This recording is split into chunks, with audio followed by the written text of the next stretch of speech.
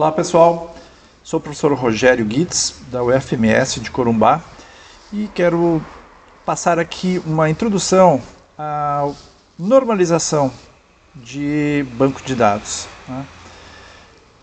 O que é a normalização? Pode ser considerado aí um padrão de qualidade para banco de dados, e também pode ser utilizado aí como engenharia reversa. Essas são as duas motivações para nós estudarmos normalização. Então, abordando especificamente o tema da engenharia reversa, através da normalização, eu posso, de uma forma metódica, científica, trabalhar aí um conjunto de informações que eu obtenha, por exemplo, de um formulário impresso, refinar ela e ajustar ela, transformar ela num diagrama de tabelas, por exemplo. Então, essa é a ideia da normalização, no que diz respeito à engenharia reversa. Já em relação à qualidade, é uma resposta à pergunta: como é que eu posso dizer que um banco de dados está bem escrito? Como garantir que esse banco de dados está bem escrito? Que padrões de qualidade nós podemos ter para um banco de dados? Ora, ter cada tabela importante, ter uma chave primária, as chaves primárias, chaves estrangeiras ligarem tabelas importantes entre si e assim por diante. Bom, mas explicitamente, de uma forma mais clara, é através desse conceito de normalização que nós vamos ver agora. Nós temos uma série de formas normais. Primeira, segunda, terceira, quarta e essa do Boyce Code, a BCNF. Usualmente se fala que um banco de dados está bem se ele atendeu até a terceira forma normal. Então, se nós tivermos o nosso banco de dados satisfazendo os requisitos para a terceira forma normal, diremos que ele é um bom banco de dados.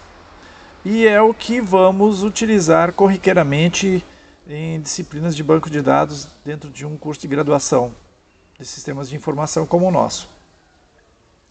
O que é a primeira forma normal? De certa maneira, eu já tenho exigido que vocês escrevam e pensem os bancos de dados na nossa disciplina já sendo escritos aí na segunda forma normal. Aliás, na primeira forma normal. Eu não posso ter tabelas aninhadas. O que eu quero dizer aí com tabelas aninhadas? Esse caso aqui, por exemplo, esse campo aqui, dependente. O dependente aqui, ele vai me permitir colocar mais de um valor.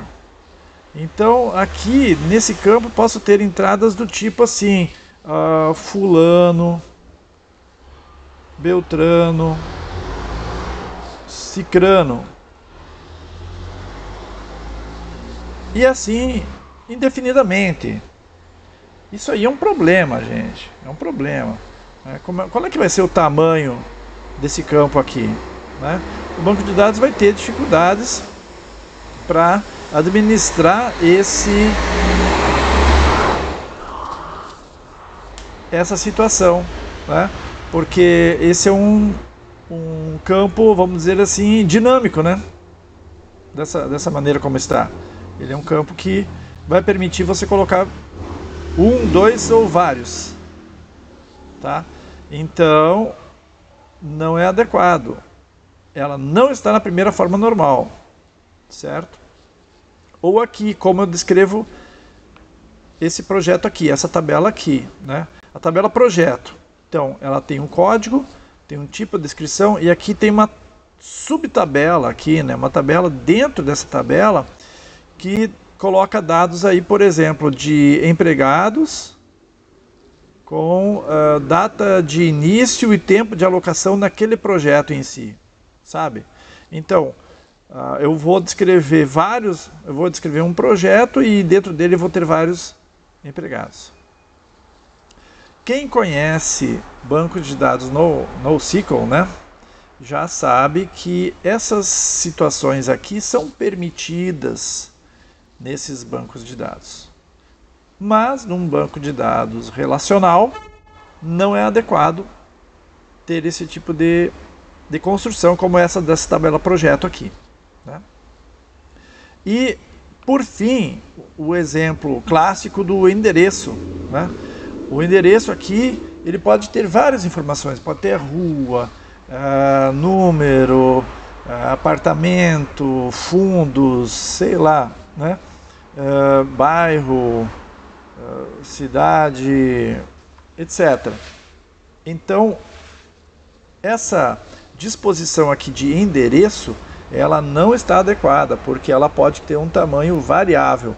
E nós vamos fugir desse tipo de situação. Nós queremos que o nosso banco de dados tenha bastante previsibilidade em relação ao tamanho das coisas. Em particular, nesse campo aqui, eu não posso ter um campo endereço que me permita aí uma montagem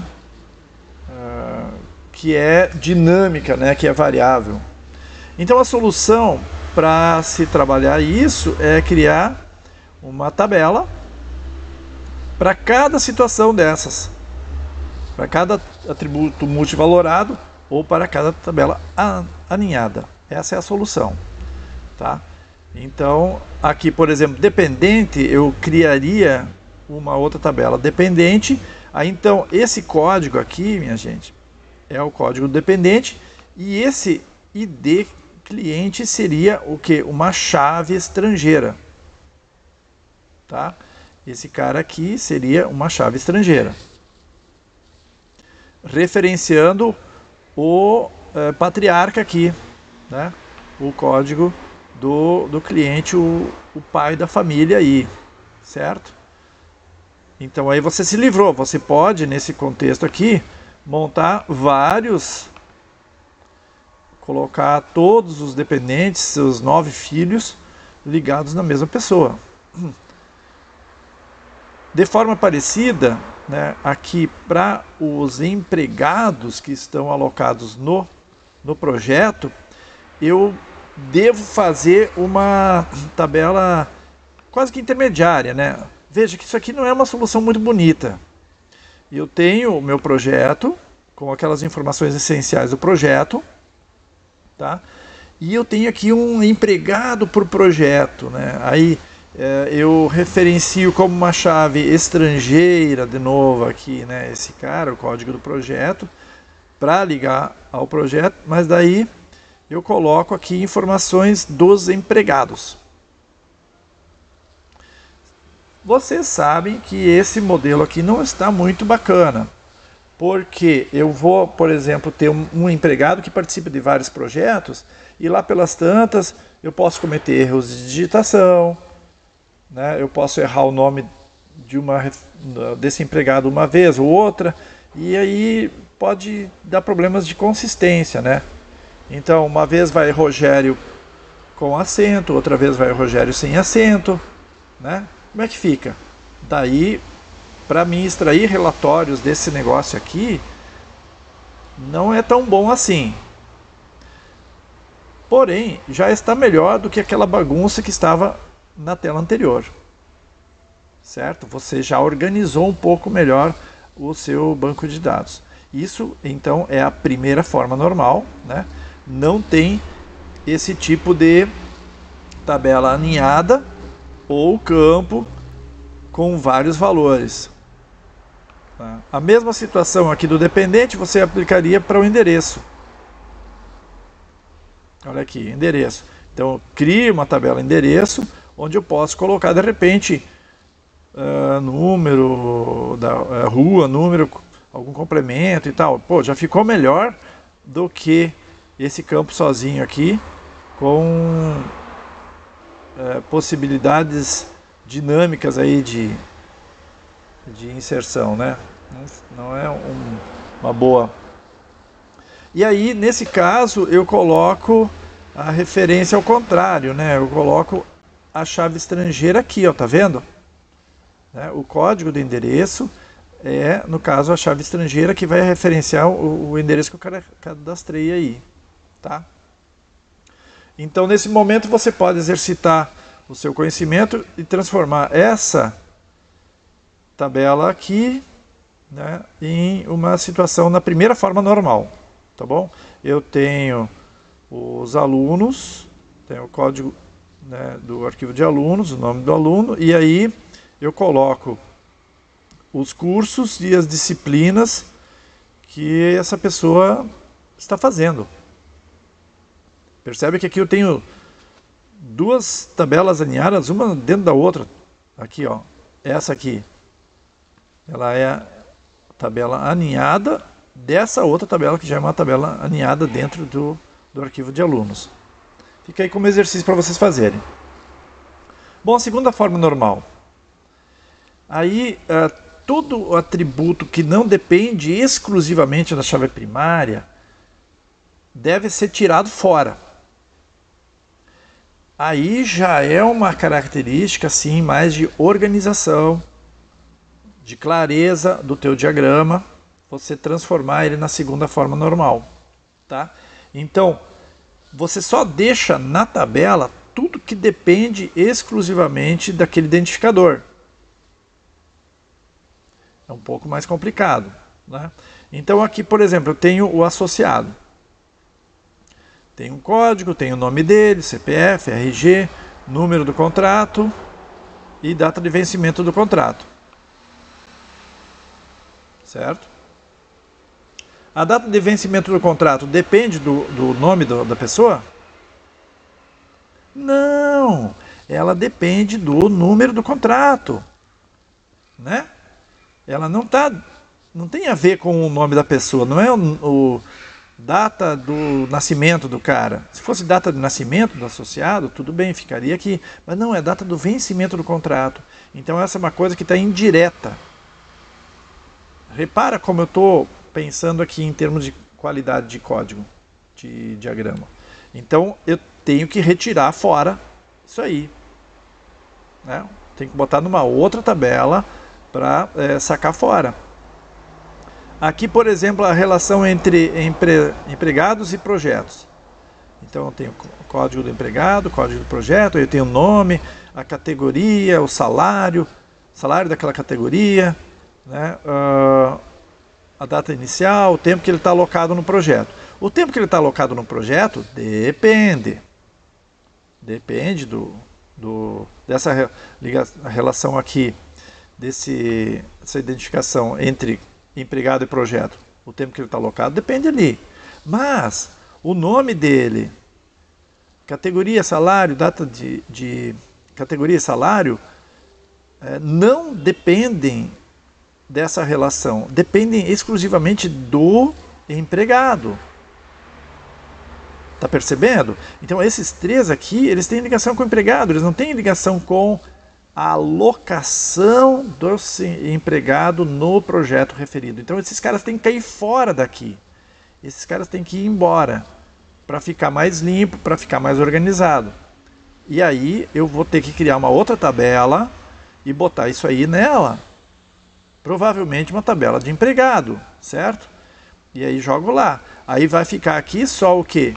Data de início e o tempo de alocação. Percebe como essa coisa fica mais limpa? Né? O que pode acontecer? De novo, aqui no nome. Então, numa hora eu escrevo Rogério com G, outra hora eu escrevo Rogério com J, e com acento, sem falar no sobrenome, né? Deus o livre. Mas os erros de digitação, elas vão criar dificuldades para você extrair relatórios depois. Qual é que vai ser o relatório? Quero saber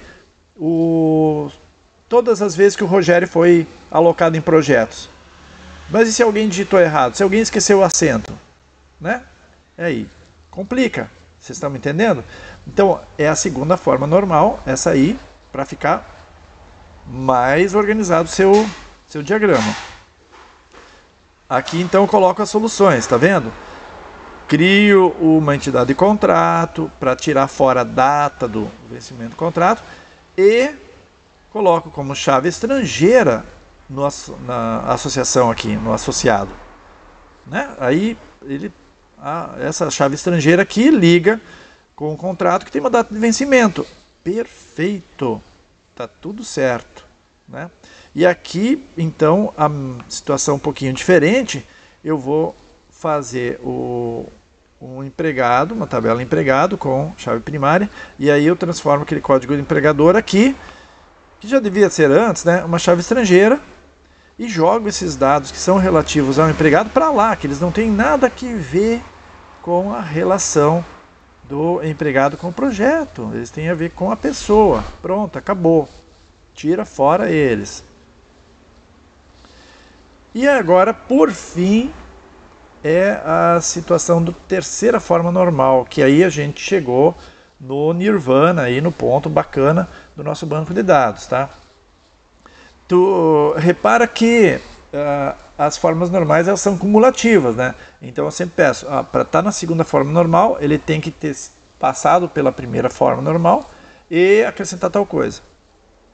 Agora aqui também, para chegar na terceira forma normal, ele tem que ter a segunda forma normal e não pode conter dependências transitivas. Vamos lá, vamos até realçar esse texto aqui, transitivas. Lembra do que é transitivo? Transitivo é uma propriedade, né, em que se há uma ligação entre A e B e uma ligação entre B e C, então precisa ter uma ligação entre A e C. Ficou um pouco embaçado aí, né? Mas aqui, por exemplo, no empregado, eu ainda não fiquei muito bonito na foto. Por quê? Esses dois caras aqui, a categoria e o salário, eles têm uma certa ligação. O salário, ele depende mais da categoria do que do nome da pessoa, ou de quem que é a pessoa. Vocês estão entendendo? Olha, se eu padronizo lá na minha empresa que a categoria tal vai ter um salário mínimo, é independente, não é só porque é o Rogério, o João, ou a Maria. Não, é para aquela categoria tem aquele salário. Ah não, mas agora mudou. Mudou. Pensa, tu tem 1.000 empregados na categoria peão, tá? Todos com salário mínimo. Agora a categoria peão vai ter um salário mínimo e meio. Mudou. Rapaz, tem 20. Aí tu vai ter que rodar uma consulta select, um update, para atualizar todos eles, cara. Ou então tu vai fazer manualmente, um por um, vai abrir e alterar. Pensou na coisa chata? Então, é isso aí, para evitar isso. Então, o salário depende da categoria. Então, ele não precisa estar na parte do empregado. Ah, professor, mas o salário do empregado. Cara, não interessa. Se ele tem uma categoria e na tua empresa, todo mundo daquela categoria ganha aquele salário, então é isso que manda. Tira fora o salário, deixa só o código da categoria para o cara. Né? Então, aí a situação parecida pode ser identificada aqui, ó. Código da cidade, nome da cidade. Vamos supor, né? Se tivesse aí o nome da cidade depende do código da cidade. Então tira fora. Já deixa num lugar. Ah, mas um cara digita Corumbá com C, outro com N e outro com K, sei lá. Pode inventar sem acento, com acento, um monte de bagunça que não precisa. Então deixa fora, só deixa o código. Só o código da cidade. Né? Aqui, por exemplo, o código da cidade, ele depende de quem? Pô, ele está dependendo do cliente. O cliente mora numa determinada cidade, então a cidade é dependente do cliente. Não está dependendo do pedido, certo? Então saca fora isso, tira fora. Então você sempre vai utilizar essa retórica aqui de criar tabelas para retirar as dependências transitivas. Ok? Então, em resumo, é isso. E a ideia da terceira forma normal é que você sempre deve perseguir na elaboração dos seus bancos de dados. Um grande abraço, até a próxima.